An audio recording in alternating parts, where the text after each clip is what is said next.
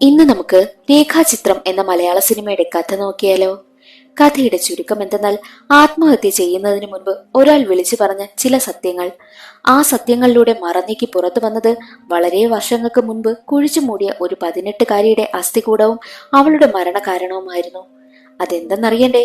എങ്കിൽ നമുക്ക് വേഗം സിനിമയുടെ കഥയിലേക്ക് കടക്കാം. അതിനു മുൻപായിട്ട് വീഡിയോ ഒന്ന് ലൈക്ക് ചെയ്തിട്ട് കാണാൻ മറക്കരുതേ. സിനിമയുടെ തുടക്കത്തിൽ 2 കുട്ടികളെയാണ് കാണിക്കുന്നത്. അതിലൊരു കുട്ടി കൂടെ ഉണ്ടായിരുന്ന ആ ഒരു ചേട്ടൻ പയ്യനോട് പറയുന്നുണ്ട്, ചേട്ടാ, ഇന്നലെ രാത്രിയെ എന്റെ അച്ഛൻ സിനിമയിൽ അഭിനയിച്ചു. അപ്പോൾ ആ ചേട്ടൻ പയ്യൻ, പോടാ ഒന്ന് കള്ളം പറയാതെ. അപ്പോൾ മറ്റേ പയ്യൻ പറയും, സത്യം ചേട്ടാ, ഞാൻ കണ്ടതാ. നീ എന്താ കണ്ടതെന്ന് ആ ചേട്ടൻ പയ്യൻ ചോദിക്കുമ്പോൾ, അതോ എന്ന് പറഞ്ഞിട്ട് പിന്നീട് ഒരു ഫ്ലാഷ് ബാക്ക് ആണ് കാണിക്കുന്നത്. അന്നേ ദിവസം രാത്രി 4 പേരാണെങ്കിൽ ഒരു പെൺകുട്ടിയുടെ ശവശരീരം പൊതിഞ്ഞുകൊണ്ടു പോകുന്നത് ഈ ഒരു പയ്യൻ കണ്ടിരുന്നു. അവൻ വിചാരിച്ചത് അവന്റെ അച്ഛൻ സിനിമയിൽ അഭിനയിച്ചതെന്നാ. അവൻ അച്ഛനോട് ചോദിച്ചപ്പോൾ അച്ഛൻ അങ്ങനെ അവനോട് പറഞ്ഞതും. അതൊക്കെ കഴിഞ്ഞ് 2024 കാലഘട്ടമാണ് കാണിക്കുന്നത്. നായകനായി വിവേകിനെ കാണിക്കുന്നു. ഈ വിവേക് ഒരു CI ആണ്. എന്നാൽ ഇപ്പോൾ സസ്പെൻഷനിലാണ്. കാരണം എന്തെന്നല്ലേ? ഡ്യൂട്ടി സമയത്ത് ഓൺലൈനായിട്ട് റമ്മി കളിച്ച് വിവേക് കുറെ കാശൊക്കെ ഉണ്ടാക്കിയിട്ടുണ്ട്. എന്നാൽ ഇപ്പോൾ വിവേകിന് സസ്പെൻഷൻ കിട്ടിയിരിക്കുകയാണല്ലോ. അതിലവന്റെ അച്ഛന് വിഷമമൊന്നുമില്ല. കാരണം റമ്മി കളിക്കാൻ അവനെ പഠിപ്പിച്ചത് തന്നെ അച്ഛനായിരുന്നു. അങ്ങനെ വിവേക് സസ്പെൻഷൻ എല്ലാം കഴിഞ്ഞ് വീണ്ടും ഡ്യൂട്ടിയിൽ ജോയിൻ ചെയ്യാനായി എത്തുകയാണ്. അപ്പോൾ SP ആണെങ്കിൽ അവന് ട്രാൻസ്ഫർ ഉണ്ട് എന്നുള്ള കാര്യം പറയുന്നു. മലക്കപ്പാറ സ്റ്റേഷനിലേക്കാണ് അവന് ട്രാൻസ്ഫർ ചെയ്തിരിക്കുന്നത്. വലിയ പ്രശ്നങ്ങളൊന്നുമില്ലാത്ത സ്റ്റേഷൻ പരിധിയായിരുന്നു മലക്കപ്പാറ. അങ്ങനെ വിവേക് മലക്കപ്പാറയിലേക്ക് യാത്രയായി. പക്ഷേ വിവേകിനുള്ള പ്രശ്നവും അവിടെ ആരംഭിച്ചു കഴിഞ്ഞു. മറ്റൊരു വശത്ത് നല്ല മദ്യപാനിയായ രാജേന്ദ്രനെയാണ് കാണിക്കുന്നത്. മദ്യപിച്ചത് കാരണം രാജേന്ദ്രന്റെ കരള് വരെ അടിച്ചു പോയിരിക്കുന്ന അവസ്ഥയാണ്. എന്നാലും അയാൾ മദ്യപാനം നിർത്തത്തില്ല. അങ്ങനെ രാജേന്ദ്രൻ ഒരുങ്ങി സുന്ദരനായിട്ട് മദ്യക്കുപ്പിയും കയ്യിലെടുത്ത് തന്റെ ഡ്രൈവറിനൊപ്പം ഒരു കാട്ടിലേക്ക് പോകും. ഡ്രൈവറിനെ അവിടെ നിർത്തിയിട്ട് രാജേന്ദ്രനാണെങ്കിൽ തന്റെ കൈവശമുള്ള മദ്യക്കുപ്പിയുമായി കാടിനുള്ളിലേക്കാണ് പോകുന്നത്. അവിടെ ഒരു മരത്തിനടുത്ത് വന്നിരുന്നിട്ട് ഫേസ്ബുക്കിൽ ലൈവിൽ വരികയാണ്. രാജേന്ദ്രൻ പറയുന്നത്, ഞാൻ ഇപ്പോൾ ഈ കാട്ടിൽ വന്നിട്ട് എന്ത് പറയാൻ പോകുന്നെന്നാകും നിങ്ങൾ കരുതുന്നത്. മറ്റൊന്നുമല്ല, പണത്തിന്റെ പിന്നാലെ പോയി സമാധാനവും സന്തോഷവും നഷ്ടമായ എന്നെ പറ്റി തന്നെയാ ഞാൻ പറയുന്നേ. ഒരുപാട് പണമുണ്ടാക്കി ചോര പുരണ്ട കാശിൽ നിന്നായിരുന്നു തുടക്കം. ആ സീൻ അവിടെ അവസാനിച്ചിട്ട് സിനിമയുടെ തുടക്കത്തിൽ കാണിച്ച 4 പേർ ചേർന്ന് ഒരു പെൺകുട്ടിയുടെ ഡെഡ് ബോഡി കൊണ്ടുപോകുന്നതാണ് കാണിക്കുന്നത്. അതിനുശേഷം രാജേന്ദ്രൻ പറയും, 1985 ഞാനും ആലീസ് ജ്വല്ലറിയുടെ ഉടമ വിൻസെന്റും പിന്നെ ഫ്രാൻസിസ് തടത്തിലും ചേർന്ന് ഇവിടെ വന്നിരുന്നു. ഞങ്ങളുടെ കയ്യിൽ പായിൽ പൊതിഞ്ഞ രീതിയിൽ ഒരു പെൺകുട്ടി ഉണ്ടായിരുന്നു. ആരാ ഏതാ എന്നൊന്നും അറിയില്ല. ഏകദേശം 10-18 വയസ്സ് പ്രായം വരും. ആ പെൺകുട്ടി എവിടെ നിന്ന് വന്നതാണെന്ന് പോലും ഞങ്ങൾക്കറിയില്ല. ആ പെൺകുട്ടിയുടെ ജീവിതം അവിടെ അവസാനിച്ചപ്പോൾ ഞങ്ങളുടെ ജീവിതം അവിടെ ആരംഭിച്ചു. എല്ലാം തുടങ്ങിയെടുത്ത് തന്നെ അവസാനിക്കട്ടെ എന്ന് കരുതിയ ഞാൻ ഇവിടെ വന്നത്.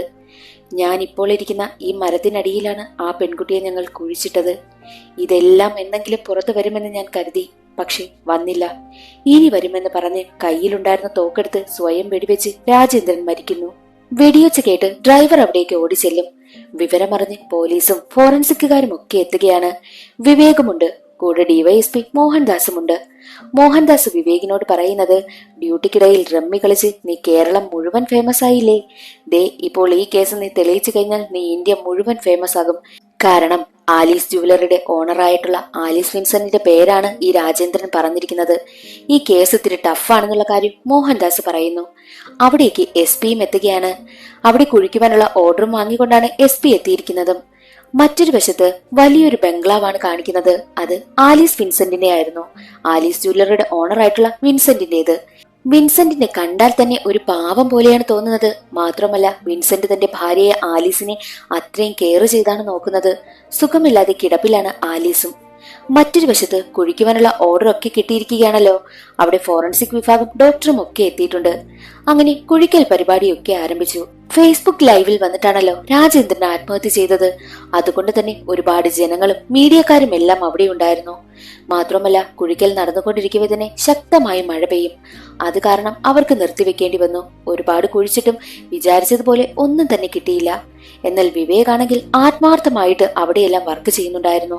മഴ പെയ്ത് എല്ലാവരും അവിടെ നിന്ന് മാറിയിട്ടും വിവേക് അവിടെ ഇറങ്ങി കുഴിക്കും. ഒരുപാട് കുഴിച്ചു നോക്കി. ഒരു ഘട്ടത്തിൽ അവിടെ നിന്നും അസ്ഥികൂടം കിട്ടുകയാണ്. രാജേന്ദ്രൻ പറഞ്ഞ അതേ അസ്ഥികൂടം. മാത്രമല്ല, ഒരു പാദസരവും വിവേകിന് കിട്ടുന്നു. അങ്ങനെ ഒരു അസ്ഥികൂടം ഡോക്ടർ സാജന്റെ നേതൃത്വത്തിലുള്ള ഫോറൻസിക് ലാബിലേക്ക് മാറ്റും. അസ്ഥികൂടം പരിശോധിച്ചിട്ട് ഡോക്ടർ പറയുന്നത് രാജേന്ദ്രൻ പറഞ്ഞത് ശരിയാ, ഇതൊരു സ്ത്രീയുടെ അസ്ഥികൂടമാണ്. ഇതിന് എത്ര പ്രായം വരുമെന്നും ബാക്കിയുള്ള ഡീറ്റെയിൽസ് കിട്ടണമെങ്കിൽ കുറച്ചു സമയം എടുക്കുമെന്നും ഡോക്ടർ പറയുന്നു. അങ്ങനെ ആ ഒരു കേസിന്റെ അന്വേഷണം കിട്ടിയിരിക്കുന്നത് ഡിവൈഎസ്പി മോഹൻദാസിനാണ്. മോഹൻദാസ് വിവേകിനോട് പറയും, ഇന്നത്തെ നിന്റെ പ്രകടനം കണ്ടിട്ട് നിന്നെ കൂടി അന്വേഷണ ടീമിൽ ഉൾക്കൊള്ളിക്കുവാനായിട്ട് SP പറഞ്ഞു എന്ന് മോഹൻദാസ് പറയുന്നു. അത് കേട്ടതും വിവേകിന് ഒരുപാട് സന്തോഷമായി. കാരണം എന്തെന്നാൽ ഓൺലൈൻ റമ്മി കളിച്ചതിന്റെ ആ ഒരു അപമാനം വിവേകിനുണ്ടല്ലോ, അതെങ്ങനെയെങ്കിലും ഈ ഒരു കേസിലൂടെ മാറ്റിയെടുക്കണമെന്നാണ് അവന്റെ ആഗ്രഹം. അങ്ങനെ ഒരു പ്രതീക്ഷയും അവനുണ്ട്. അങ്ങനെ വിവേക് രാജേന്ദ്രനെ കുറിച്ച് അന്വേഷിക്കുവാനായി ആരംഭിച്ചു. ഈ രാജേന്ദ്രൻ വിവാഹം കഴിഞ്ഞതാണ്, പക്ഷേ സെപ്പറേറ്റഡ് ആണ്. ഒരു മകനുണ്ട്. വർഷങ്ങളായിട്ട് മകനുമായി യാതൊരുവിധ കോണ്ടാക്റ്റുമില്ല. രാജേന്ദ്രൻ ഒരു പൂർണ്ണ മദ്യപാനിയായതിനാൽ രാജേന്ദ്രനെ കരൾ മാറ്റിവെക്കുന്ന ശസ്ത്രക്രിയയൊക്കെ ചെയ്ത കാര്യം വിവേക് കണ്ടെത്തുന്നു. രാജേന്ദ്രൻ ഒരാളുടെ പേര് കൂടി പറഞ്ഞിരുന്നല്ലോ, ഫ്രാൻസിസ് തടത്തിൽ. അങ്ങനെ ഫ്രാൻസിസ് തടത്തിലിനെ കണ്ടെത്തുവാനായിട്ടും വിവേക് തീരുമാനിക്കുന്നു. ആരെന്ന് പറഞ്ഞ് കണ്ടെത്താനാ, ഒരു ഡീറ്റെയിൽസും രാജേന്ദ്രൻ പറഞ്ഞില്ലല്ലോ. അതുകൊണ്ട് തന്നെ ആ ഒരു പരിസരത്തിലുള്ള എല്ലാ ഫ്രാൻസിസ് തടത്തിലിനെയും അന്വേഷിച്ചു പോവുകയാണ് വിവേകും കൂട്ടരും. എത്ര അന്വേഷിച്ചിട്ടും യാതൊരു വിവരവുമില്ല. ഒടുവിൽ അവരുടെ ലിസ്റ്റിലുള്ള അവസാനത്തെ ഫ്രാൻസിസ് തടത്തിലിന്റെ അടുത്ത് ചെല്ലും. അവിടെ ചെല്ലുന്ന സമയത്ത് ഫ്രാൻസിസിന്റെ മകൻ മാത്രമായിരുന്നു ഉണ്ടായിരുന്നത്. ആ മകന് കണ്ണിന് ചെറിയ പ്രശ്നമുണ്ടായിരുന്നു. മകനോട് ഫ്രാൻസിസിനെ പറ്റി അന്വേഷിക്കുന്ന സമയത്ത് അച്ഛൻ ഇവിടെയില്ല, ട്രീറ്റ്മെന്റിന്റെ കാര്യം സംഭവിച്ച് പുറത്തേക്ക് പോയിട്ടുണ്ടെന്നും മകൻ പറയുന്നു. ഫ്രാൻസിസിനെ കണ്ടെത്താമെന്ന ആ ഒരു പ്രതീക്ഷയും വിവേകിന് നഷ്ടമായി. എന്നാൽ അടുത്തതെന്താണ്, അവർക്കൊരു പാദസരം കിട്ടിയില്ലേ? ആ പാദസരം ആരേതാണെന്ന് കണ്ടെത്തുവാനായും അവർ തീരുമാനിച്ചു. ആ ഒരു കാലഘട്ടത്തിൽ മിസ്സിംഗ് ആയിട്ടുള്ള പെൺകുട്ടികളുടെ ഡീറ്റെയിൽസ് എല്ലാം അവർ എടുക്കും. എന്നിട്ട് ആ ഒരു പാദസരവുമായി ആ ഒരു പെൺകുട്ടികളുടെ എല്ലാം വീട്ടിലും പോവുകയാണ് വിവേകും കൂട്ടരും. ഒടുവിൽ ആ പാദസരം ഒരച്ഛൻ തിരിച്ചറിയുകയാണ്. അതെ, ഇതെന്റെ മകളുടെ പാദസരമാണ്. വർഷങ്ങൾക്ക് മുൻപ് അവളെ കാണാതായതാണെന്ന് പറഞ്ഞ് ആ ഒരച്ഛൻ കരയും. അങ്ങനെ വിവേക് DNA ടെസ്റ്റ് ചെയ്യുന്നതിനായിട്ട് അച്ഛന്റെ സാമ്പിൾ എടുക്കുവാനായി ഏർപ്പാടാക്കുകയാണ്. ഇതുവരെയുമുള്ള വിവേകിന്റെ കണ്ടെത്തലുകളെല്ലാം ഡിവൈഎസ്പി മോഹൻദാസിന് സബ്മിറ്റ് ചെയ്യുന്നു. രാജേന്ദ്രനെ പറ്റി അന്വേഷിച്ചു. പിന്നെ രാജേന്ദ്രൻ പറഞ്ഞ ഫ്രാൻസിസ് തടത്തിൽമാരെ എല്ലാവരെയും കുറിച്ച് ഞങ്ങൾ അന്വേഷിച്ചു. പക്ഷേ ഞങ്ങളുടെ ലിസ്റ്റിൽ അവസാനമുള്ള ഫ്രാൻസിസിനെ മാത്രം ഞങ്ങൾക്ക് കാണാനായും പറ്റിയില്ല. അയാളെന്തോ ട്രീറ്റ്മെന്റ് സംബന്ധിച്ച് വീട്ടിലില്ലായിരുന്നു. പാദസരം ഒരു അച്ഛൻ തിരിച്ചറിഞ്ഞിട്ടുണ്ട്. അയാളുടെ മകളുടേതാണെന്നാ പറയുന്നത്. DNA ടെസ്റ്റിനും കൊടുത്തിട്ടുള്ള കാര്യം വിവേക് പറയുന്നു. അപ്പോൾ മോഹൻദാസ് പറയുന്നത്, ഇനി അടുത്തതായി നമ്മൾ അന്വേഷിക്കേണ്ടത് ആലീസ് വിൻസെന്റിനെ പറ്റിയാ. വിൻസെന്റിന്റെ ഒരു ബന്ധുവിന്റെ ഡീറ്റെയിൽസ് കിട്ടിയിട്ടുണ്ട്, അവിടെ പോയി അന്വേഷിക്കുവാനായിട്ടും വിവേകിനോട് പറയുന്നു. മോഹൻദാസ് പറഞ്ഞ വിൻസെന്റിന്റെ ആ ബന്ധുവിന്റെ വീട്ടിലേക്ക് അന്വേഷണത്തിനെത്തിയിരിക്കുകയാണ് വിവേക്. വിൻസെന്റിനെ പറ്റി ചോദിക്കുന്ന സമയത്ത് അവർ പറയുന്നത്, സാറ് പറഞ്ഞ 1984-85 കാലഘട്ടത്തിന് 10-15 വർഷം മുൻപേ തന്നെ വിൻസെന്റിന്റെ അച്ഛൻ അവര് വിട്ടു പോയിരുന്നു. പിന്നെ പാലം പണിയാൻ വന്നവർക്ക് കഞ്ഞി വെച്ചു കൊടുത്താണ് വിൻസെന്റും അമ്മയും ജീവിച്ചത്. അൽത്താര ബാലൻ കൂടിയായിരുന്ന വിൻസെന്റ് പള്ളിയിലെ ബിഷപ്പിന്റെ കുട കട്ടെടുത്തു. കുട കട്ടെടുത്തത് എന്തിനാണെന്ന് ചോദിച്ചപ്പോൾ സ്കൂളിൽ പോകാൻ കുടയില്ലാഞ്ഞിട്ടാണെന്നാണ് അവൻ പറഞ്ഞതും. അവൻ നല്ലതുപോലെ പഠിക്കുന്നതായതിനാൽ ബിഷപ്പ് അവനെ പഠിപ്പിച്ചു. പഠനമെല്ലാം പൂർത്തിയാക്കി ബോംബെയിലേക്ക് പോയ അവൻ ആലീസിനെ പരിചയപ്പെട്ട് വിവാഹമൊക്കെ കഴിച്ചു. പിന്നീട് ബിസിനസ് ഒക്കെ ആരംഭിച്ചു. അത് കേട്ട വിവേക് ചോദിക്കും, വിൻസെന്റ് മലക്കപ്പാറ ഭാഗത്ത് താമസിച്ചിരുന്നത് അറിയാമോ എന്ന് ചോദിക്കുമ്പോൾ അപ്പോൾ അവർ പറയുന്നത്, അവൻ പഠിത്തവുമായി ബന്ധപ്പെട്ട് ഒരുപാടിടത്ത് നിന്നിട്ടുണ്ട്. പിന്നെ ഈ പറഞ്ഞ കാലഘട്ടത്തിൽ അവൻ എന്തോ ഒരു പിടിവള്ളി കിട്ടിയിട്ടുണ്ട്. അതാ അവനിപ്പോൾ കാണുന്ന നിലയിലായതെന്നും അവർ പറയുന്നു. അങ്ങനെ പോലീസ് വിളിപ്പിച്ചിട്ട് പോലീസ് സ്റ്റേഷനിലേക്ക് വിൻസെന്റ് എത്തുകയാണ്. വിൻസെന്റിന്റെ കൂടെ അഡ്വക്കേറ്റായി ജേക്കബും ഉണ്ടായിരുന്നു. വിവേക് വിൻസെന്റിനോട് ചോദിക്കും, ഈ പെൺകുട്ടിയെ കുഴിച്ചിട്ടെന്ന് രാജേന്ദ്രൻ പറയുന്ന കാലഘട്ടത്തിൽ നിങ്ങളൊരു ബിഷപ്പിനൊപ്പം താമസിച്ചിരുന്നതായി വിവരം കിട്ടിയിട്ടുണ്ട്. അന്ന് നിങ്ങൾ താമസിച്ച വീട്ടിൽ നിന്നും ഏകദേശം 6 കിലോമീറ്റർ അകലെ നിന്നാണ് ഈ അസ്ഥികൂടം നമുക്കിപ്പോൾ കിട്ടിയിരിക്കുന്നത്. അതിനെക്കുറിച്ച് എന്തെങ്കിലും പറയുവാനുണ്ടോ എന്ന് ചോദിക്കുമ്പോൾ, പിതാവാണ് എന്നെ പഠിപ്പിക്കാൻ മുൻകൈ എടുത്തത്. പിതാവിന് പ്രായമായപ്പോൾ ഞാൻ അദ്ദേഹത്തിന്റെ സഹായിയായി പോകുമായിരുന്നു. പിതാവിന്റെ മരണം വരെ ഞാൻ അദ്ദേഹത്തിന്റെ കൂടെ മലക്കപ്പാറയിൽ ഉണ്ടായിരുന്നുവെന്ന് വിൻസെന്റ് പറയും. അത് കേട്ട വിവേക്, ഈ രാജേന്ദ്രൻ മരിക്കുന്നതിന് 2 ദിവസം മുൻപ് നിങ്ങളുടെ കമ്പനിയുടെ ഫ്രണ്ട് ഓഫീസിൽ വിളിച്ചിട്ട് 15 മിനിറ്റ് സംസാരിച്ചല്ലോ, അതെന്തായിരുന്നുവെന്ന് ചോദിക്കുമ്പോൾ അതിനുത്തരം പറഞ്ഞത് ജേക്കബ് ആയിരുന്നു. സാർ അത്യാവശ്യമുള്ള കോൾസ് മാത്രമേ അറ്റൻഡ് ചെയ്യൂ, ബാക്കിയൊക്കെ ഞാനാ അറ്റൻഡ് ചെയ്യുന്നേ. പിന്നെ എല്ലാ കോളും റെക്കോർഡാണെന്നും വേണമെങ്കിൽ പരിശോധിക്കാമെന്നും ജേക്കബ് പറയും. പക്ഷേ ജേക്കബ് സംസാരിച്ചത് വിവേകിന് അത്ര ഇഷ്ടമായില്ല. വിവേക് ചോദിക്കുന്നത് വിൻസെന്റിനോടായിരുന്നല്ലോ. അപ്പോൾ വിൻസെന്റ് പറയുന്നത്, കുടിച്ച് ബോധമില്ലാത്തയാൾ ബോധമില്ലാതെ എന്തൊക്കെയോ പറയുന്നതിനാ ഞാൻ ഇവിടെ വന്നിരിക്കുന്നേ. ആ അസ്ഥികൂടം ആരതാണെന്ന് പോലും ഇതുവരെയും കണ്ടെത്തിയിട്ടില്ല എന്ന് പറയുമ്പോൾ വിവേക് പറയും, രാജേന്ദ്രൻ പറഞ്ഞത് പകുതി സത്യമാണെന്ന് അസ്ഥികൂടം കിട്ടിയപ്പോൾ മനസ്സിലായല്ലോ. ബാക്കി പകുതി സത്യമാണോന്ന് നമുക്ക് കണ്ടറിയാമെന്ന് വിവേക് പറയുന്നു. അങ്ങനെ വിൻസെന്റും ജേക്കബും അവിടെ നിന്ന് പോവുകയാണ്. മീഡിയക്കാരൊക്കെ ഈ കേസ് ആഘോഷമാക്കുന്നു. അങ്ങനെ വിവേക് ഡോക്ടർ സാജനെ കാണുവാനായിട്ട് പോവുകയാണ്. പാദസരം തിരിച്ചറിഞ്ഞ ആ ഒരു അച്ഛനുണ്ടല്ലോ, അയാളുടെ DNA സാമ്പിളും പിന്നെ അസ്ഥികൂടത്തിൽ നിന്ന് കിട്ടിയ DNA സാമ്പിളും തമ്മിൽ മാച്ച് ചെയ്തത് മാച്ച് ആയില്ല എന്ന കാര്യം സാജൻ പറയുന്നു. ആ ഒരു വിവരം ആ അച്ഛനെ വിളിച്ചു പറയുവാനായിട്ട് വിവേക് ഫോൺ ചെയ്യുന്ന സമയത്താണ് ആ അച്ഛൻ മരിച്ചുപോയ കാര്യം വിവേക് അറിയുന്നത്. അങ്ങനെ വിവേകും കൂട്ടരും മരണാനന്തര ചടങ്ങിൽ പങ്കെടുക്കുവാനായിട്ടും അവിടെ എത്തുകയാണ്. വിവേകിന്റെ മനസ്സിൽ ഈ കേസിനെ കുറിച്ചുള്ള ടെൻഷനാണ്. വീട്ടിൽ വന്നാലും ഈ കേസിനെ പറ്റിയാണ് അവൻ അന്വേഷിച്ചു കൊണ്ടിരിക്കുന്നതും. അങ്ങനെ ഒരു പോലീസ് ഓഫീസർ പറഞ്ഞ കാര്യം വിവേകിന് ഓർമ്മ വരുന്നു. കാരണം മിസ്സായ പെൺകുട്ടികളെയൊക്കെ അന്വേഷിച്ചിട്ടും അവർക്ക് യാതൊരുവിധ തുമ്പും കിട്ടിയില്ലല്ലോ. അതുകൊണ്ട് പോലീസ് സ്റ്റേഷനിൽ ഏതെങ്കിലും പെൺകുട്ടികളുടെ പേരിൽ ആ ഒരു കാലഘട്ടത്തിൽ കൊടുത്തിരുന്ന കേസിനെ പറ്റി അന്വേഷിച്ചാലോ എന്ന് ചോദിച്ച കാര്യം അവന് ഓർമ്മ വന്നു. അങ്ങനെ അവനാണെങ്കിൽ 1985 കാലഘട്ടത്തിലെ ചന്ദ്രപ്പൻ എന്നൊരാൾ ഒരു പെൺകുട്ടിയെ കുറിച്ച് കൊടുത്ത കേസിനെ പറ്റിയുള്ളത് അവന്റെ കണ്ണിൽ കാണുകയാണ്. അങ്ങനെ വിവേകം റൈറ്ററായ ഷിൻഡോയും ചന്ദ്രപ്പനെ കാണുവാനായും എത്തി. ചന്ദ്രപ്പനോട് ചോദിക്കും, 1985 കാലഘട്ടത്തിൽ ചാലക്കുടി സ്റ്റേഷനിൽ ഒരു പെൺകുട്ടിയെ കാണാനില്ല, പറ്റിച്ചു മുങ്ങിയെന്ന് കേസ് കൊടുത്തിരുന്നല്ലോ, അതെന്താണെന്ന് ചോദിക്കുമ്പോൾ ചന്ദ്രപ്പൻ ആ സംഭവം പറയും. ഭരതേട്ടന്റെ കാതോട് കാതോരം സിനിമ ഷൂട്ടിംഗ് ആതിരപ്പള്ളി മലക്കപ്പാറ ഭാഗത്ത് നടക്കുകയായിരുന്നു. ഞാൻ ജൂനിയർ ആർട്ടിസ്റ്റിനെ സെറ്റിലേക്ക് കൊണ്ടുവരും. അതിലൊരു പെൺകുട്ടി എന്നെ മമ്മൂട്ടിയുടെ നായികയാക്കുമോ എന്ന് ചോദിച്ചു. അതെന്നെ കൊണ്ട് കൂട്ടിയാൽ കൂടുന്ന കാര്യമല്ലെന്ന് ഞാൻ അവളോട് പറഞ്ഞു. ഭരതേട്ടൻ ഒരു പാട്ട് സീനിൽ മമ്മൂട്ടിയുടെ പുറകിൽ നിൽക്കാൻ ഐശ്വര്യമുള്ള 5-6 പെൺകുട്ടികളെ വേണമെന്ന് പറഞ്ഞതിനാൽ അങ്ങനെ കൊണ്ടുവന്ന പെൺകുട്ടികളുടെ കൂട്ടത്തിലുള്ളതായിരുന്നു അവൾ. എന്നാൽ ഒരു ദിവസത്തെ ഷൂട്ടിംഗ് കഴിഞ്ഞ് അവൾ മുങ്ങി. പകുതി പാട്ടിന്റെ ഷൂട്ടിംഗ് ആയതേയുള്ളൂ. അതോടെ ഷൂട്ടിംഗ് മുടങ്ങി. ഭരതേട്ടൻ എന്നെ വിളിക്കാൻ ഇനി ചീത്തയൊന്നുമില്ല. അന്നൊക്കെ ഒരു ദിവസത്തെ ഷൂട്ടിംഗ് മുടങ്ങിയാൽ പ്രൊഡ്യൂസർ അപ്പോഴേ വിളിക്കും. പ്രൊഡ്യൂസർ വിളിക്കുമ്പോൾ പറയാൻ ഒരു ബലത്തിന് വേണ്ടിയിട്ടാണ് ജൂനിയർ ആർട്ടിസ്റ്റ് പറ്റിച്ചു മുങ്ങിയെന്ന് കേസ് കൊടുത്തതായും ചന്ദ്രപ്പൻ പറയുന്നു. അവളെ പിന്നെ ഒരുപാട് കാലം ഞാൻ സിനിമയിൽ തിരഞ്ഞു, പക്ഷേ കണ്ടില്ല. പക്ഷേ അവളുടെ പേര് ഞാൻ മറക്കില്ല, രേഖ എന്ന് ചന്ദ്രപ്പൻ പറയും. അത് കേട്ട വിവേക് രേഖയുടെ നാടോ വീടോ വല്ലതും ഓർമ്മയുണ്ടോ എന്ന് ചോദിക്കുമ്പോൾ ഇല്ല, പേര് മാത്രമേ ഓർമ്മയുള്ളൂ എന്ന് പറയും. രേഖയുടെ മുഖം ഓർത്തെടുക്കാൻ പറ്റുമോ എന്ന് ചോദിക്കുമ്പോൾ അതിനെന്താ, കഴിഞ്ഞ ആഴ്ച കൂടി ഞാൻ കണ്ടതേയുള്ളൂ എന്ന് ചന്ദ്രപ്പൻ പറയും. അത് കേട്ട് വിവേക് ഞെട്ടി. അന്ന് ഷൂട്ട് ചെയ്ത പാട്ടിന്റെ ഒരു സീനിൽ രേഖ ഇപ്പോഴുമുണ്ട്, ഒരു കന്യാസ്ത്രീയായിട്ട്. രേഖയുടെ മുഖത്തിന്റെ ഒരു സൈഡ് മാത്രം. ചന്ദ്രപ്പനിൽ നിന്നും രേഖയെക്കുറിച്ചുള്ള കാര്യങ്ങളെല്ലാം മനസ്സിലാക്കി വിവേകാണെങ്കിൽ ആ കാര്യം മോഹൻദാസിനോട് വന്ന് പറയും.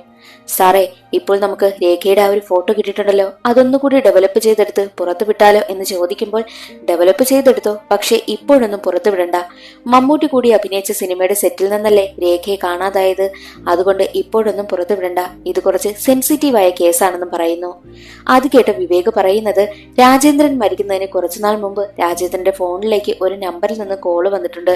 ആ നമ്പർ പരിശോധിച്ച് നോക്കിയ സമയത്ത് രാജേന്ദ്രനെ വിളിക്കുവാൻ വേണ്ടി മാത്രമാണ് ആ സിം ഉപയോഗിച്ചിട്ടുള്ളത്. ഒരു പഴയ നോക്കിയ സെറ്റിലിട്ടാണ് അത് ഉപയോഗിച്ചിരിക്കുന്നതെന്നും വിവേക് പറയുന്നു. അത് കേട്ട മോഹൻദാസ് പറയുന്നത്, അങ്ങനെയാണെങ്കിൽ ആ ഒരു ഫോണിന്റെ ഡീറ്റെയിൽസ് എടുക്കാനായിട്ട് പഴയ യൂസ്ഡ് ഫോൺസ് ഒക്കെ ഉപയോഗിക്കുന്ന സ്ഥലത്തൊന്ന് അന്വേഷിച്ച് നോക്കുവാനായിട്ടും പറയുന്നു. മറ്റൊരു വശത്ത് പോലീസുകാർ വരച്ചെടുത്ത രേഖയുടെ ചിത്രമുണ്ടല്ലോ, അത് ജേക്കബ് വിൻസെന്റിനെ കൊണ്ടുവന്ന് കാണിക്കും. ഫോട്ടോ കണ്ടതും വിൻസെന്റ് ഒന്ന് ഞെട്ടിപ്പോവുകയാണ്. അതേസമയം തന്നെ വിവേകിനൊരു കോൾ വരും. SI ആയിരുന്നു വിളിച്ചത്. അവർ ആ ഒരു പഴയ ഫോൺ ആരുടേതാണെന്ന് കണ്ടെത്തിയിരിക്കുന്നു. ആലപ്പുഴയിലുള്ള സജീവൻ എന്നൊരാളുടേതാണെന്നും അവർ പറയുകയാണ്. വിൻസെന്റിന്റെ ടെൻഷൻ കണ്ട ജേക്കബ് ആണെങ്കിൽ രേഖയുടെ കേസ് അന്വേഷണം ത്വരിതപ്പെടുത്തുവാൻ വേണ്ടിയിട്ട് മന്ത്രിയൊക്കെ ചെന്ന് കണ്ടു. അങ്ങനെ മന്ത്രി ആ ഒരു കേസ് അന്വേഷണം CBIക്ക് കൈമാറുവാനായും തീരുമാനിച്ചു. അതോടൊപ്പം തന്നെ ജേക്കബ് ആണെങ്കിൽ ചന്ദ്രപ്പനെ കൊല്ലുവാൻ വേണ്ടിയിട്ട് ആളിനെയും റെഡിയാക്കി.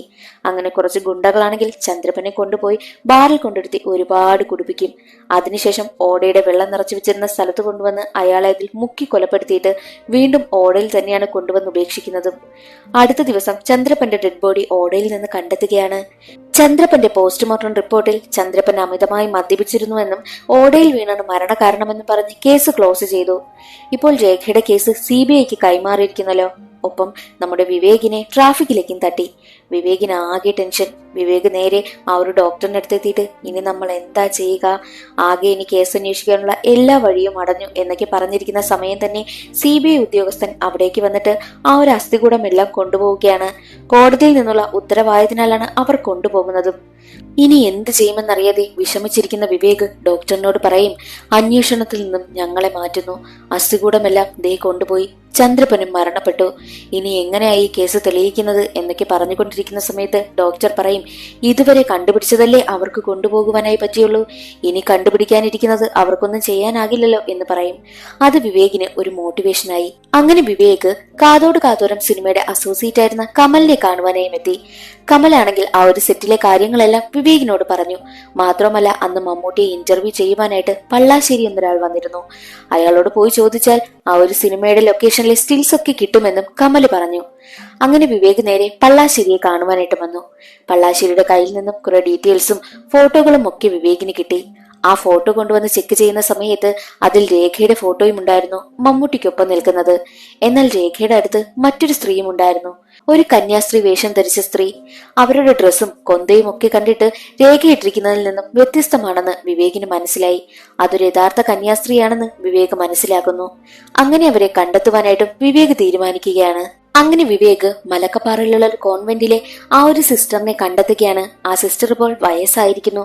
സിസ്റ്ററിന്റെ അടുത്തെത്തിയിട്ട് സിസ്റ്ററിനെ ഈ ഒരു ചിത്രത്തിൽ കാണുന്ന പെൺകുട്ടിയെ അറിയുമോ എന്ന് ചോദിക്കുമ്പോൾ അറിയാം, ഇത് രേഖയല്ലേ എന്ന് ആ സിസ്റ്റർ പറയും. എന്തിനാ ഇപ്പോൾ ഇവളെ പറ്റി അന്വേഷിക്കുന്നത് എന്ന് ചോദിക്കുന്ന സമയത്ത് ഞങ്ങളുടെ കൈവശം ഇപ്പോൾ ഒരു അസ്ഥികൂടം കിട്ടിയിട്ടുണ്ട്, അത് ഈ രേഖയുടേതാണോ എന്ന് സംശയമുണ്ട്, അതുകൊണ്ടാണ് അന്വേഷിക്കുന്നതെന്നും വിവേക് പറയുന്നു. സിസ്റ്ററിന് എന്തെങ്കിലും കാര്യങ്ങൾ രേഖയെ പറ്റി അറിയാമെങ്കിൽ പറയണമെന്ന് വിവേക് പറഞ്ഞപ്പോൾ ഇവൾ ഞങ്ങളെ പറ്റിച്ചിട്ട് പോയതാണെന്ന് പറഞ്ഞ് രേഖയുടെ കഥ പറയുവാനായി ആരംഭിക്കുകയാണ് ആ സിസ്റ്റർ. രേഖയാണെങ്കിൽ കാതോട് കാതോരം സിനിമയുടെ സെറ്റിലേക്ക് എത്തിയിരിക്കുകയാണല്ലോ ജൂനിയർ ആർട്ടിസ്റ്റ് ആയിട്ട്. അപ്പോൾ അവിടെ കന്യാസ്ത്രീയുടെ വേഷം ധരിച്ചിരിക്കുകയായിരുന്നു രേഖ. രേഖയാണെങ്കിൽ മമ്മൂട്ടി വന്നപ്പോൾ മമ്മൂട്ടിയെ കാണാനുള്ള ആഗ്രഹത്തിൽ ഓടിപ്പോയപ്പോൾ അവളുടെ വസ്ത്രമാണെങ്കിൽ കീറിപ്പോകുന്നു. അവിടെയുള്ള തയ്യൽക്കാരനടുത്ത് ഒന്ന് തച്ച് തരുമോ എന്ന് പറഞ്ഞ് കൊണ്ടുപോകുന്ന സമയമായിരുന്നു തയ്യൽക്കാരൻ തനിക്ക് പറ്റില്ല, ഒരുപാട് തയ്ക്കാനുണ്ടെന്ന് പറഞ്ഞ് അവളെ അവിടെ നിന്ന് ഒഴിവാക്കി വിടും. ഇനി എന്ത് ചെയ്യുമെന്നറിയാതെ രേഖ നിൽക്കുന്ന സമയത്തായിരുന്നു അടുത്തുള്ള കോൺവെന്റ് കാണുന്നത്. അത് ഈ സിസ്റ്ററിന്റെ കോൺവെന്റ് ആണ്. രേഖയാണെങ്കിൽ അവിടേക്ക് ചെല്ലുന്നു. എന്നിട്ട് കാര്യം അവിടെ ഉണ്ടായിരുന്ന ഈ ഒരു സിസ്റ്ററിനോട് പറയുകയാണ്. സിസ്റ്റർ പറയുന്നത്, ഞാൻ എന്റെ വസ്ത്രം തരാം, പക്ഷേ ഒരു കാര്യമുണ്ട്, എനിക്ക് മമ്മൂട്ടിയെ കാണണം, നീ എന്നെ മമ്മൂട്ടിയുടെ അടുത്തൊന്ന് കൊണ്ടുപോകുമോ എന്ന് ചോദിക്കും. ആ കൊണ്ടുപോകാലോ, പരിചയപ്പെടുത്തി തരാലോ എന്നൊക്കെ പറഞ്ഞ് അവൾ വസ്ത്രവും വാങ്ങി അവിടെ നിന്ന് പോകുന്നു. കറക്റ്റ് പറഞ്ഞ സമയമായതും സിസ്റ്റർ ആണെങ്കിൽ ഷൂട്ടിംഗ് ലൊക്കേഷനിലേക്ക് ചെല്ലും. സിസ്റ്ററിനെ കണ്ടതും രേഖയ്ക്ക് എന്ത് ചെയ്യണമെന്ന് അറിയില്ല. രേഖയെ കണ്ടതും സിസ്റ്റർ പറയും, നിനക്ക് കന്യാസ്ത്രീ വേഷം നന്നായി ചേരുന്നുണ്ട്. രേഖ പറയുന്നു, എനിക്ക് എല്ലാ വേഷങ്ങളും ചേരും, എനിക്കൊരു സിനിമാ നടിയാകണമെന്ന ആഗ്രഹം, പ്രത്യേകിച്ച് മമ്മൂട്ടി ചേട്ടന്റെ നായികയാകണമെന്ന ആഗ്രഹം എന്ന് പറയുമ്പോൾ അത് കേട്ട സിസ്റ്റർ ചോദിക്കുന്നു, മമ്മൂട്ടി ചേട്ടനോ? മമ്മൂട്ടി എന്താ നിന്റെ ചേട്ടനാണോ? അതെ, എനിക്ക് എന്റെ ചേട്ടനെ പോലെ തന്നെയാ, ഞാൻ മമ്മൂട്ടി ചേട്ടനെ കത്തൊക്കെ എഴുതാറുണ്ടല്ലോ. അത് കേട്ട സിസ്റ്റർ ആണെങ്കിൽ, നീ ഏത് അഡ്രസ്സിലേക്കാ കത്തെഴുതുന്നത്? അത് മമ്മൂട്ടി ചേട്ടൻ സ്ഥിരം വരാറുള്ള ആ ഒരു ഹോട്ടലിലേക്കെന്നും രേഖ പറയുന്നു. അതേ സമയമായിരുന്നു ആ തയ്യൽക്കാരൻ അവളെ കാണുന്നത്. അവൾക്ക് കൊടുത്തിരുന്ന ഡ്രസ്സ് അല്ലല്ലോ ഇപ്പോൾ ഇട്ടിരിക്കുന്നത്, വേറെ കന്യാസ്ത്രീയുടെ വേഷമല്ലേ ഇട്ടിരിക്കുന്നത്. അതിനവളെ ഒരുപാട് വഴക്ക് പറഞ്ഞിട്ടാണ് അവിടെ നിന്ന് പോകുന്നതും. അത് കേട്ട ആ ഒരു സിസ്റ്റർ ചോദിക്കും, ഒരു ഡ്രസ്സ് മാറിപ്പോയതിന് ഇത്രയും വഴക്കോ? അപ്പോൾ രേഖ പറയുന്നത്, അതെ, ഞാനൊരു ജൂനിയർ ആർട്ടിസ്റ്റാ, നമ്മളോടൊക്കെ ഇവരിങ്ങനെയാ പെരുമാറുന്നത്. മമ്മൂട്ടി ചേട്ടനെ കാണിച്ചു തരാമെന്നൊക്കെ പറഞ്ഞത് ഞാൻ ആ ഡ്രസ്സ് കിട്ടാൻ വേണ്ടിയിട്ടാ പറഞ്ഞത്. ഞങ്ങൾക്കൊന്നും അവരെ ഒന്ന് അടുത്ത് കാണാൻ പോലും പറ്റത്തില്ല എന്നുള്ള കാര്യമൊക്കെ സങ്കടത്തോടെ രേഖ പറയുന്നു. അത് കേട്ട് സിസ്റ്ററിനും ഒരുപാട് വിഷമമാകും. അതേ സമയമായിരുന്നു മമ്മൂട്ടി ലൊക്കേഷനിലേക്ക് വന്നതും.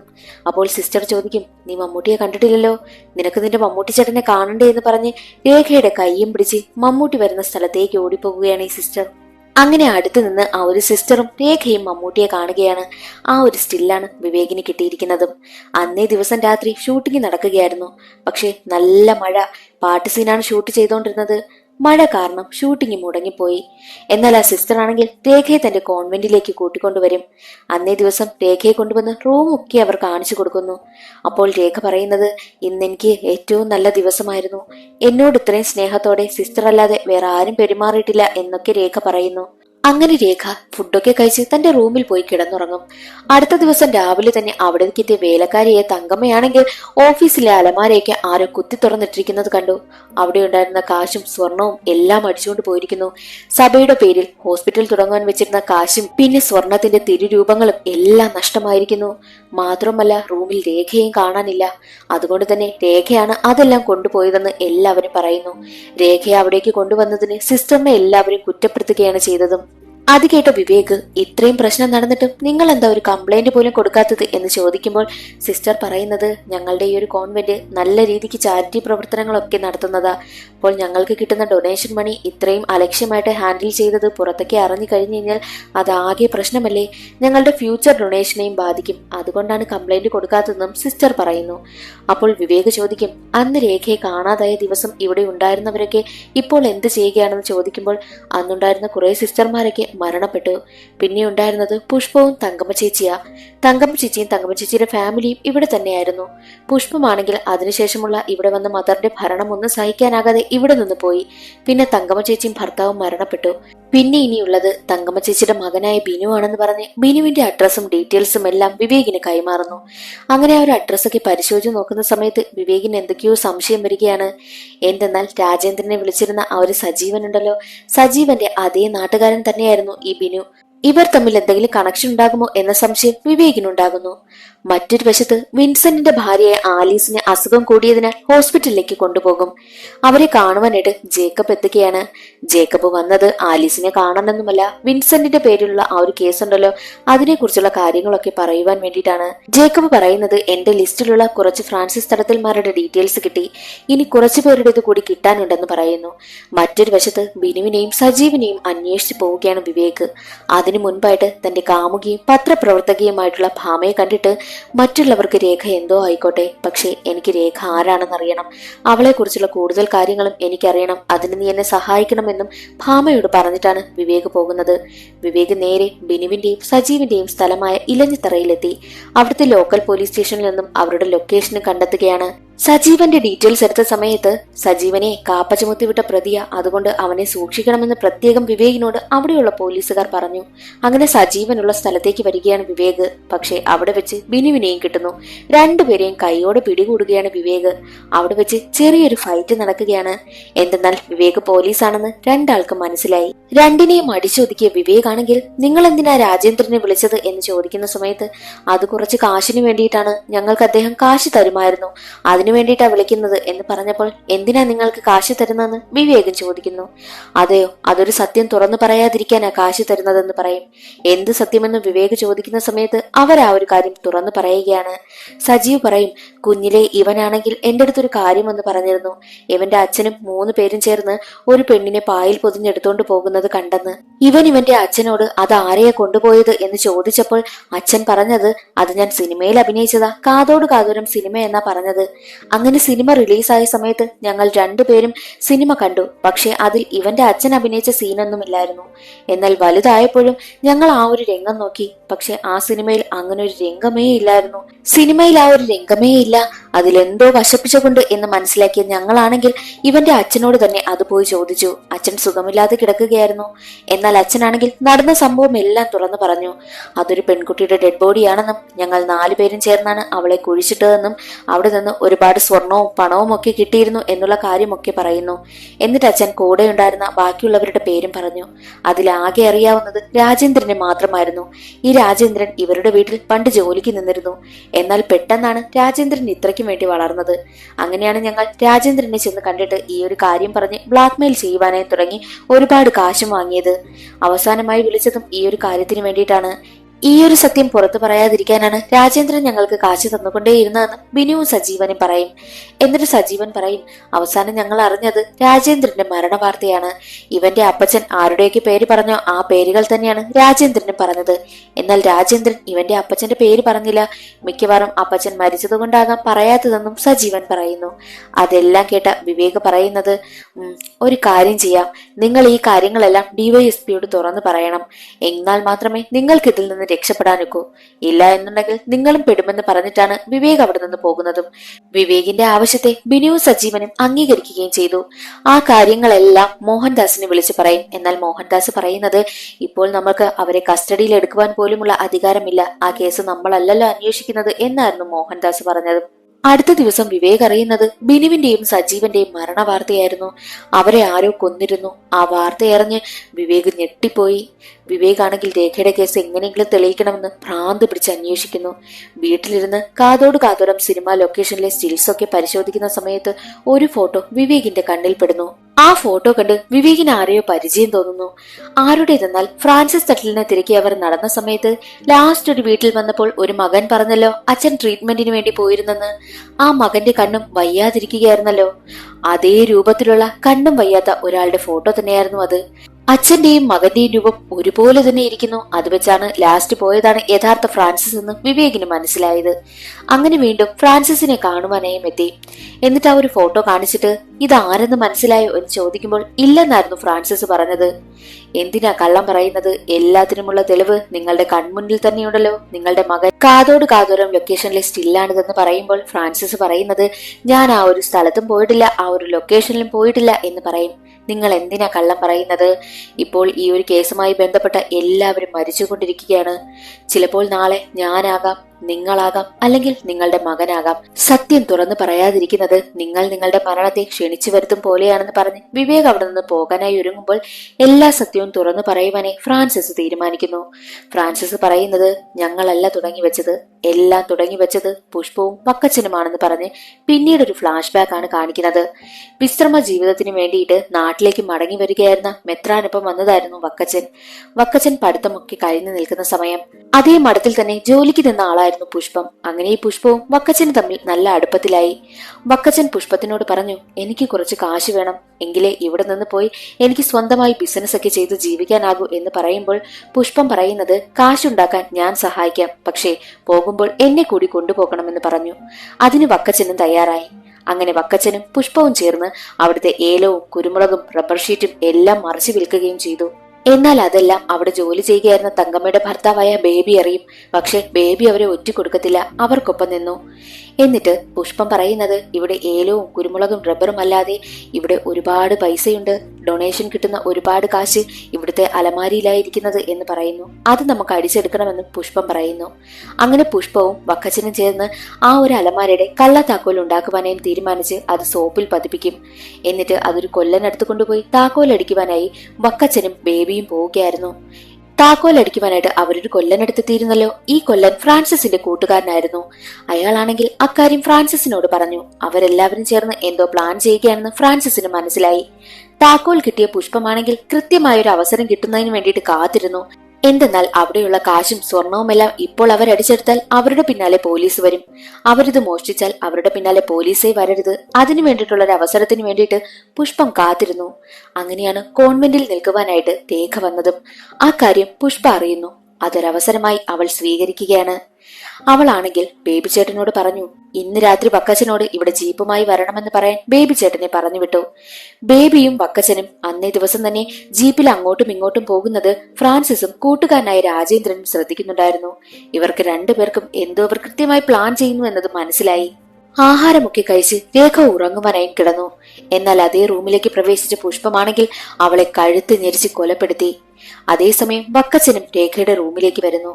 വക്കച്ചനോട് പറയുന്നുണ്ട്, ദേ ഞാനിവളെ കഴുത്ത് ഞെരിച്ച് കൊലപ്പെടുത്തിയിട്ടുണ്ട്. ഇനി കുഴിച്ചിടേണ്ട ഡ്യൂട്ടി നിങ്ങളുടേതാണ്. അതിനുശേഷം നമുക്ക് കാശും സ്വർണവും എല്ലാം അടിച്ചെടുക്കണം. ഇവളാ സ്വർണവും കാശും അടിച്ച് നാട് വിട്ടതാണെന്ന് എല്ലാവരും കരുതിക്കോളും. അപ്പോൾ നമ്മുടെ പിന്നാലെ പോലീസും വരില്ല, നമ്മുടെ പ്ലാൻ സക്സസുമാകും. കുറെ നാൾ കഴിഞ്ഞ് നമുക്ക് ഇവിടെ നിന്നൊക്കെ അങ്ങ് പോയി ജീവിക്കാമെന്നും പുഷ്പം പറയുന്നു. വക്കച്ചനും ബേബിയും ചേർന്ന് രേഖയുടെ ഡെഡ് ബോഡി കുഴിച്ചിടുവാനായി കൊണ്ടുവന്നിരിക്കുന്ന സമയമായിരുന്നു ഫ്രാൻസിസ് തന്റെ കൂട്ടുകാരനായിട്ടുള്ള രാജേന്ദ്രനെയും കൂട്ടി അവിടേക്ക് ചെല്ലുന്നതും. അവരെന്തോ മോഷണം നടത്തുകയാണെന്നാണ് ഇവർ കരുതിയത്. എന്നാൽ അടുത്തേക്ക് ചെന്ന് നോക്കിയപ്പോഴാണ് ഒരു പെൺകുട്ടിയുടെ ഡെഡ് ബോഡി കണ്ടതും. അവിടെ നിന്നും പോകുവാനായി ഒരുങ്ങുന്ന ഫ്രാൻസിസിനെയും രാജേന്ദ്രനെയും ബേബി തടഞ്ഞു നിർത്തി. നിങ്ങൾ ഇവിടെ നിന്ന് പോയി കഴിഞ്ഞാൽ ഇതിന് പിന്നിൽ നിങ്ങളുമുണ്ടെന്ന് ഞങ്ങൾ വിളിച്ചു പറയും. അല്ലാതെ ഇതിന് കൂട്ടുനിന്ന് കഴിഞ്ഞാൽ നിങ്ങൾക്കും ഇതിന് കുറച്ച് കാശ് തരാമെന്ന് പറഞ്ഞ് കുറെ കാശ് അവർക്കും കൊടുക്കുന്നു. അങ്ങനെ അവളെ കുഴിച്ചിടുവാനായിട്ട് ഇവരും കൂട്ടുനിന്നു. അന്നത്തെ ചോരത്തിളപ്പില് ഞങ്ങൾ കുറെ കാശ് കിട്ടുമെന്ന് കരുതിയ ഇതിനൊക്കെ കൂട്ടുനിന്നത്. ആ പെൺകുട്ടിയുടെ മുഖം ഇന്ന് ഞങ്ങൾക്ക് ഓർമ്മയുണ്ട്. അതാരാണെന്നോ എന്താണെന്നോ എന്നൊന്നും ഞങ്ങൾക്കറിയില്ല. പക്ഷെ കുഴിച്ചിടുന്ന സമയത്ത് അവൾക്ക് ജീവൻ ഉണ്ടായിരുന്നു. പക്ഷെ അതൊന്നും നോക്കണ്ടെന്നാണ് വക്കച്ചൻ പറഞ്ഞത്. കുറെ നാളുകൾക്ക് ശേഷമാണ് കോൺവെന്റിൽ നടന്ന കാര്യങ്ങളെല്ലാം ഞങ്ങൾ അറിയുന്നത്. പിന്നീട് ഞങ്ങൾ ആരും പരസ്പരം കണ്ടിട്ടേയില്ല. എന്നാൽ രാജേന്ദ്രൻ മരിച്ചതിൽ പിന്നെയാണ് അന്നത്തെ വക്കച്ചനായിരുന്നു ഇന്നത്തെ ആലീസ് ജ്വല്ലറിയുടെ ഓണറായിട്ടുള്ള വിൻസെന്റ് എന്ന് എനിക്ക് മനസ്സിലായത്. പിന്നെ സാറ് കാണിച്ച ഈ ഫോട്ടോയില്ലേ, ഇതേ ഫോട്ടോയിലെ പെൺകുട്ടിയെ തന്നെയാണ് ഞങ്ങൾ അന്ന് കുഴിച്ചിട്ടതെന്നും ഫ്രാൻസിസ് പറയുന്നു. അതിനുശേഷം കാണിക്കുന്നത് ഹോസ്പിറ്റലിൽ കിടക്കുന്ന ആലീസിനെയാണ്. ആലീസിന്റെ അടുത്തേക്ക് അവിടുത്തെ നഴ്സാണെങ്കിൽ ഒരു ബൊക്കെ കൊണ്ടുവരും. ആ ബൊക്കയിൽ എഴുതിയിരുന്ന കുറിപ്പ് വായിച്ചതും ആലീസ് ഞെട്ടിപ്പോകുന്നു. ആ കുറിപ്പ് എന്താണെന്ന് വിൻസെന്റ് വാങ്ങി നോക്കിയപ്പോൾ നമുക്ക് ഉടനെ തന്നെ കാണാം പുഷ്പം എന്നായിരുന്നു അതിൽ എഴുതിയിരുന്നത്. അതാരാണ് തന്നതെന്ന് നോക്കുവാനായിട്ട് പുറത്തേക്ക് ഇറങ്ങിയപ്പോൾ അത് മറ്റാരുമല്ല, വിവേക് തന്നെയായിരുന്നു. സത്യത്തിൽ എന്തെന്നാൽ അന്നത്തെ ആ ഒരു വക്കച്ചനായിരുന്നു ഇന്നത്തെ വിൻസെന്റ്. അന്നത്തെ പുഷ്പമായിരുന്നു ദേ ഇന്നീ കിടക്കുന്ന അന്നത്തെ പുഷ്പമായിരുന്നു ദേ ഇന്നീ കിടക്കുന്ന ആലീസും. സത്യമെല്ലാം വിവേകിന് മനസ്സിലായിന്ന് വിൻസെന്റിന് മനസ്സിലായി. അടുത്ത ദിവസം തന്നെ വിവേകും മോഹൻദാസും ചേർന്ന് എസ് പിക്ക് റിപ്പോർട്ട് സമർപ്പിക്കുകയാണ്. ഇതുവരെ കണ്ടുപിടിച്ച എല്ലാ കാര്യങ്ങളും എസ് പിക്ക് സമർപ്പിക്കുന്നു. എന്നിട്ട് പറയുന്നുണ്ട് അന്നത്തെ ആ ഒരു പുഷ്പം തന്നെയാണ് ഇന്നത്തെ ആലീസ്, അന്നത്തെ വക്കച്ചൻ തന്നെയാണ് ഇന്നത്തെ വിൻസെന്റ്. എന്നാൽ എസ് പി പറയുന്നത് ആരാണ് രേഖയെന്നോ മരിച്ചത് ആരാണെന്നോ ഇതുവരെയും കണ്ടുപിടിക്കാനായി പറ്റിയിട്ടില്ലല്ലോ. വെറും ഒരു അസ്ഥികൂടം വെച്ച് നമുക്കോ കോടതിക്കോ ഒന്നും തന്നെ ചെയ്യാനാകില്ല. അതുകൊണ്ട് രേഖ ആരാണെന്ന് കണ്ടുപിടിക്കണമെന്നും എസ് പി പറയുന്നു. മറ്റൊരു വശത്ത് ആലീസിനെ കാണിക്കുകയാണ്. ആലീസ് വിൻസെന്റിനോട് പറയുന്നുണ്ട് അവൻ എല്ലാം മനസ്സിലാക്കിയിരിക്കുന്നു, അതുകൊണ്ട് ഇനി അവൻ വേണ്ട എന്ന് പറയുകയാണ്. പിന്നീട് കാണിക്കുന്നത് കാറിൽ പോവുകയായിരുന്ന വിവേകിന് ആക്സിഡന്റ് സംഭവിക്കുന്നതാണ്. തലനാരിഴയ്ക്കാണ് അവൻ രക്ഷപ്പെട്ടതും. ജേക്കബ് ആണെങ്കിൽ വിൻസെന്റിനെ കാണുവാനായി വന്നിട്ട് നമ്മൾ കൊടുത്ത ജോലി ആ ലോറിക്കാരൻ കൃത്യമായി ചെയ്തു. വിവേകിനെ കുറച്ച് സീരിയസ് ആണെന്നാ തോന്നുന്നത്. പിന്നെ ആ ഒരു ഫ്രാൻസിസ് പോലീസ് കസ്റ്റഡിയില, മിക്കവാറും മാപ്പുസാക്ഷിയാകാൻ സാധ്യതയുണ്ടെന്നും ജേക്കബ് പറയുന്നു. മറ്റൊരു വശത്ത് ഭാമയാണെങ്കിൽ രേഖയെ പറ്റി ഒരു ആർട്ടിക്കിൾ പത്രത്തിൽ എഴുതിയിരുന്നു. ആ ആർട്ടിക്കിൾ വായിച്ച നടനായ ജഗദീഷ് വിവേകിനെ വിളിക്കുകയാണ്. ജഗദീഷ് പറയുന്നത് യാദൃശ്ചിക വെച്ചാലാണ് ഞാൻ ഈ ഒരു ആർട്ടിക്കിൾ കണ്ടത്. അതിൽ കൂടുതലായിട്ട് ഞാൻ ശ്രദ്ധിച്ചത് രേഖ പറയുന്ന ആ ഒരു കാര്യങ്ങളാ. ആ ഒരു ആർട്ടിക്കിളിൽ മമ്മൂട്ടിയെ മമ്മൂട്ടി ചേട്ടൻ എന്ന് വിളിച്ചുകൊണ്ട് ലെറ്റർ എഴുതുന്ന രേഖയെ പറ്റി നിങ്ങൾ പറഞ്ഞിരുന്നല്ലോ. അത് കണ്ടപ്പോൾ എനിക്ക് ചെറിയൊരു സംശയം തോന്നി. ഞങ്ങളുടെ മുത്താനംകുന്ന് പിയോ എന്നൊരു സിനിമയിലും ഇതുപോലെ മമ്മൂട്ടിയെ മമ്മൂട്ടി ചേട്ടൻ എന്ന് അഭിസംബോധന ചെയ്യുന്ന ഒരു പെൺകുട്ടിയെ പറ്റി പറയുന്നുണ്ടായിരുന്നു. കടുത്ത മമ്മൂട്ടി ആരാധികയായ ഒരു പെൺകുട്ടി. ആ കഥാപാത്രത്തിന്റെ സൃഷ്ടിക്കും ഒരു കഥയുണ്ട്. ഞാൻ സിനിമയിൽ വന്ന സമയം എന്നെക്കുറിച്ച് നാനയിലാണെങ്കിൽ ഒരു ആർട്ടിക്കിൾ വന്നു. ആ ആർട്ടിക്കിൾ വായിച്ചിട്ടാവണം ഒരു പെൺകുട്ടി എനിക്ക് കത്തെഴുതി. അവളുടെ പേര് രേഖ പത്രോസ് എന്നായിരുന്നു. പ്രിയപ്പെട്ട ജഗദീഷ് ഏട്ടന് എല്ലാവിധ ആശംസകളും എന്ന് പറഞ്ഞ് എനിക്കും എന്റെ അനുജത്തിക്കും ജഗദീഷ് ഏട്ടനെ ഒരുപാട് ഇഷ്ടമാ, ചേട്ടന്റെ അഭിനയവും കോമഡിയും ഒക്കെ ഒരുപാട് ഇഷ്ടമാ എന്നൊക്കെ പറഞ്ഞ് ജഗദീഷിനെ പ്രശംസിച്ചുകൊണ്ടാണ് ആ കത്തിലെ ഓരോ വാക്കുകളും ഉണ്ടായിരുന്നത്. എന്നിട്ട് അവസാനം എന്ന് സ്വന്തം അനുജത്തി രേഖാ പത്രോസ് എന്ന് എഴുതിയിരുന്നു. സിനിമയിലേക്ക് വന്ന സമയം എനിക്ക് കിട്ടിയ ആദ്യത്തെ കത്തായിരുന്നു അത്. അതുകൊണ്ട് തന്നെ എന്റെ ലൈഫിലെ ഏറ്റവും ബെസ്റ്റ് ആയിരുന്നു ആ ഒരു കത്ത്. അതുകൊണ്ട് ഞാൻ ആ ഒരു കത്തിന് മറുപടി എഴുതി. പിന്നെ വരുന്ന കത്തുകളിലെല്ലാം മമ്മൂട്ടിയെ പറ്റിയും എഴുതിയിരുന്നു. മമ്മൂട്ടി അവൾ മമ്മൂട്ടി ചേട്ടൻ എന്നാ വിളിക്കുന്നത്. പിന്നെ മമ്മൂട്ടിയുള്ള ഹോട്ടലിലേക്കും അവൾ കത്തുകൾ എഴുതുന്ന കാര്യം ആ ലെറ്ററിൽ എഴുതിയിരുന്നു. എന്നാൽ ഒരു കത്തിൽ അവൾ പറഞ്ഞിട്ടുണ്ട് അവൾക്ക് സിനിമയിൽ അഭിനയിക്കണമെന്ന ആഗ്രഹം വീട്ടുകാരെ ഉപേക്ഷിച്ചിട്ടായാലും സിനിമാ മേഖലയിലേക്ക് വരുമെന്ന് അവൾ എഴുതിയിരുന്നു. ഞാൻ അവൾക്ക് മറുപടി എഴുതിയത് ഞാനൊരു അധ്യാപകനായതിനു ശേഷമാ സിനിമയിലേക്ക് വന്നത്. അതുകൊണ്ട് വിദ്യാഭ്യാസമാണ് ഏറ്റവും വലുത്, ആലോചിച്ച് തീരുമാനമെടുക്കണം എന്നായിരുന്നു ആ ലെറ്ററിൽ ഞാൻ അവൾക്ക് എഴുതിയിരുന്നത്. പക്ഷെ തിരിച്ചെനിക്ക് റിപ്ലൈ വന്നതേയില്ല. ഞാനാണ് മുത്താനംകുന്ന് പിയോ സിനിമയുടെ കഥ എഴുതിയതും തിരക്കഥ എഴുതിയത് ശ്രീനിവാസൻ ചേട്ടനും. അങ്ങനെയാണ് അതിലെ അമ്മിണിക്കുട്ടി എന്ന കഥാപാത്രത്തിന്റെ പിറവി. അതിലൊരു സീനിൽ പറയുന്നുണ്ട് മമ്മൂട്ടിയെ മമ്മൂട്ടി ചേട്ടൻ എന്ന് വിശേഷിപ്പിച്ച് കത്തെഴുതുന്ന ഒരു പെൺകുട്ടിയെ പറ്റി. അത് രേഖയെക്കുറിച്ച് ഉദ്ദേശിച്ച് തന്നെയാണ് അവർ എഴുതിയിരിക്കുന്നതും. ആ സിനിമയിലെ അമ്മിണിക്കുട്ടിയുടെ വീട്ടുപേരും രേഖയുടെ വീട്ടുപേരും ഒന്നായിരുന്നു, AJ ഹൗസ്.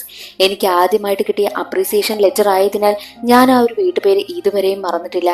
ഇപ്പോഴും എനിക്ക് ഓർമ്മയുണ്ട് കന്യാകുമാരിയിൽ നിന്നാണ് ആ ഒരു ലെറ്റർ എനിക്ക് വന്നുകൊണ്ടേയിരുന്നതും. അതുകൊണ്ട് നിങ്ങൾ ആ ഒരു വഴിക്ക് അന്വേഷിച്ച് നോക്കുവാനായിട്ടും ജഗദീഷ് പറയുന്നു. അത് കേട്ട് വിവേകിന് ഒരുപാട് സന്തോഷമായി. എല്ലാ വഴിയും അടങ്ങുമെന്ന് വിവേക് കരുതിയിരുന്നിടത്ത് ദേ ഇപ്പോൾ ഒരു വെളിച്ചം കാണുന്നുണ്ടല്ലോ. അവൻ അങ്ങനെ കന്യാകുമാരിയിലേക്ക് അന്വേഷിച്ചു പോവുകയാണ്. അവിടെ ചെന്നപ്പോൾ ജഗദീഷ് പറഞ്ഞ ആ അഡ്രസ് യഥാർത്ഥത്തിലുണ്ടായിരുന്നു, AJ ഹൗസ്. അവിടെ താമസിച്ചിരുന്നത് രേഖയുടെ അനുജത്തിയായിരുന്ന ആശയായിരുന്നു. ആശയോട് രേഖയെപ്പറ്റി അന്വേഷിക്കുന്ന സമയത്ത് ചേച്ചിയുടെ സിനിമാ മോഹത്തെപ്പറ്റിയും ഓരോ വാരികകൾ കിട്ടുമ്പോൾ അതിലെ അഡ്രസ് എല്ലാം എടുത്ത് ഓരോ നടന്മാർക്കുമൊക്കെ അവൾ ലെറ്റർ എഴുതുന്ന കാര്യമൊക്കെ അനുജത്തിയായ ആശ പറയുന്നു. അങ്ങനെ ഇരിക്കെ ഒരു ലെറ്ററിന് മറുപടി വന്നു. ആ മറുപടി കത്ത് കിട്ടിയത് അച്ഛന്റെ കയ്യിലായിരുന്നു. ജഗദീഷ് അയച്ച ലാസ്റ്റ് ലെറ്റർ ഉണ്ടല്ലോ, അതിന്റെ കാര്യമാണ് ഈ ആശ ഉദ്ദേശിക്കുന്നത്. എന്നാൽ അച്ഛനാണെങ്കിൽ രേഖയെ ഒരുപാട് വഴക്ക് പറയുകയും തല്ലുകയും ഒക്കെ ചെയ്തു. അന്ന് രാത്രി അച്ഛനോട് ദേഷ്യപ്പെട്ട് ഉറങ്ങുവാനായി പോയ രേഖയെ പിന്നീട് ആരും കണ്ടിട്ടേയില്ല. ഒരുപാട് അന്വേഷിച്ചു. എന്നാൽ വർഷങ്ങൾ കഴിയും തോറും ഞങ്ങളുടെ പ്രതീക്ഷ കുറഞ്ഞു കുറഞ്ഞു വന്നുകൊണ്ടേയിരുന്നു. അച്ഛനും അമ്മയും മരിച്ചതിൽ പിന്നെ ഞാൻ ഇവിടെ വിട്ടു പോയിട്ടില്ല. എന്നെങ്കിലും ചേച്ചി തിരിച്ചു വരുമെന്ന പ്രതീക്ഷ എനിക്കുണ്ടായിരുന്നു. ഞാൻ ചേച്ചിയെ കാത്തിരുന്നു എന്നും ആശ പറയുന്നു. അതെല്ലാം കേട്ടുകൊണ്ടിരുന്ന വിവേകാണെങ്കിൽ തന്റെ കൈവശമുണ്ടായിരുന്ന പാദസരം എടുത്ത് ആശയെ കാണിക്കുന്നു. അത് രേഖയുടെ പാദസരമാണെന്ന് ആശ തിരിച്ചറിയും. ആ പാദസരം വാങ്ങി ആശ കെട്ടിപ്പിടിച്ച് കരയുകയാണ്. സത്യമെല്ലാം അറിഞ്ഞ മകനാണെങ്കിൽ അമ്മയുടെയും അച്ഛന്റെയും അടുത്തേക്ക് വരും. എന്നിട്ട് അമ്മയോട് ചോദിക്കുന്നു, അമ്മ യഥാർത്ഥത്തിൽ ആരാ, ആലീസ് ആണോ അതോ പുഷ്പമോ എന്ന് ചോദിച്ച് ദേഷ്യപ്പെട്ട് അവിടെ നിന്നും ഇറങ്ങിപ്പോകുന്നു. അപ്പോൾ ആലീസ് വിൻസെന്റിനോട് പറയുന്നുണ്ട്, വഖച്ച, ഇത്രയും നാളുള്ള നമ്മുടെ യാത്ര വളരെ മനോഹരമായിരുന്നു. പക്ഷെ ഇനി അങ്ങോട്ട് എന്താകുമെന്നറിയത്തില്ല. എന്നെ പോലീസുകാർ കൊണ്ടുപോകുമോ എന്നൊക്കെ ചോദിച്ച് ആലീസ് കരയുമ്പോൾ നിന്നെ ഞാൻ ആർക്കും വിട്ടുകൊടുക്കില്ല എന്ന് പറഞ്ഞ് വിൻസെന്റ് ആണെങ്കിൽ ആലീസിനെ ശ്വാസം മുട്ടിച്ച് കൊന്നുകളയുന്നു. തന്റെ പ്രിയപ്പെട്ട ഭാര്യയെ കൊല്ലേണ്ടി വന്നു വിൻസെന്റിന്. പിന്നീട് വിൻസെന്റ് കാണുന്നത് വിൻസെന്റിനെ അറസ്റ്റ് ചെയ്യുവാനായിട്ട് മോഹൻദാസും വിവേകും മറ്റു പോലീസുകാരും നിൽക്കുന്നതാണ്. അതെങ്ങനെയാണ് അവർ കണ്ടെത്തിയതെന്നല്ലേ? രേഖയുടെയും ആശയുടെയും DNA തമ്മിൽ മാച്ച് ആയിരുന്നു. അങ്ങനെയാണ് മരണപ്പെട്ടത് രേഖയാണെന്ന് അവർ കൺഫേം ചെയ്തതും വിൻസെന്റിനെ അറസ്റ്റും ചെയ്തുകൊണ്ടു പോകുന്നു. അത്രയും നാൾ രേഖയെ കാത്തിരുന്ന ആശയ്ക്ക് കേൾക്കേണ്ടി വന്നത് രേഖ മരിച്ചു എന്ന വാർത്തയും രേഖയുടെ അസ്ഥികൂടം ഇപ്പോൾ കണ്ടെടുത്തു എന്ന വാർത്തയുമല്ലേ? അങ്ങനെ ആ അസ്ഥികൂടം പള്ളിയിൽ കൊണ്ടുവന്ന് ആശയും എല്ലാവരും ചേർന്ന് അടക്കം ചെയ്യുകയാണ്. ആശ സങ്കടത്തോടെ കരഞ്ഞുകൊണ്ട് നിൽക്കുന്നു. ആ ഒരു കാഴ്ച കണ്ട് വിവേകിനും താങ്ങാനായില്ല. വിവേക് ആശയുടെ കൈവശം ഒരു ലെറ്റർ ഏൽപ്പിക്കും. അത് രേഖ ഏറ്റവും കൂടുതൽ ആഗ്രഹിച്ചിരുന്ന ഒരു ലെറ്റർ തന്നെയായിരുന്നു അത്. എന്തെന്നാൽ രേഖയുടെ പ്രിയപ്പെട്ട മമ്മൂട്ടി ചേട്ടൻ എഴുതിയത്. ആ ലെറ്റർ തുറന്നു നോക്കിയപ്പോൾ കണ്ടത് മമ്മൂട്ടിയുടെ ഒരു ഫോട്ടോയും അതിന് പിന്നിലായി എന്റെ പ്രിയപ്പെട്ട രേഖയ്ക്ക് എന്ന് സ്വന്തം മമ്മൂട്ടി ചേട്ടൻ എന്നുള്ള കുറിപ്പുമായിരുന്നു. അത് കണ്ട് ആശയുടെ കണ്ണ് നിറഞ്ഞു. അവിടെ നിന്നും സങ്കടത്തോടെ മനസ്സ് വിങ്ങുന്ന വേദനയിൽ നടന്നു വരുന്ന വിവേകിനെയും കാണിച്ചുകൊണ്ട് സിനിമയുടെ കഥ അവിടെ അവസാനിക്കുന്നു. ഇന്നത്തെ വീഡിയോ എല്ലാവർക്കും ഇഷ്ടമായെന്ന് കരുതുന്നു. ഇഷ്ടമായാൽ ഒന്ന് ലൈക്ക് ചെയ്ത് സപ്പോർട്ട് ചെയ്യാനും ചാനൽ ഇഷ്ടമായാൽ സബ്സ്ക്രൈബ് ചെയ്യാനും മറക്കരുതേ. നിങ്ങളുടെ അഭിപ്രായം കമന്റ് ചെയ്യാനും മറക്കരുതേ. അടുത്തൊരു വീഡിയോയിൽ കാണാം. അതുവരെ എല്ലാവർക്കും ബൈ.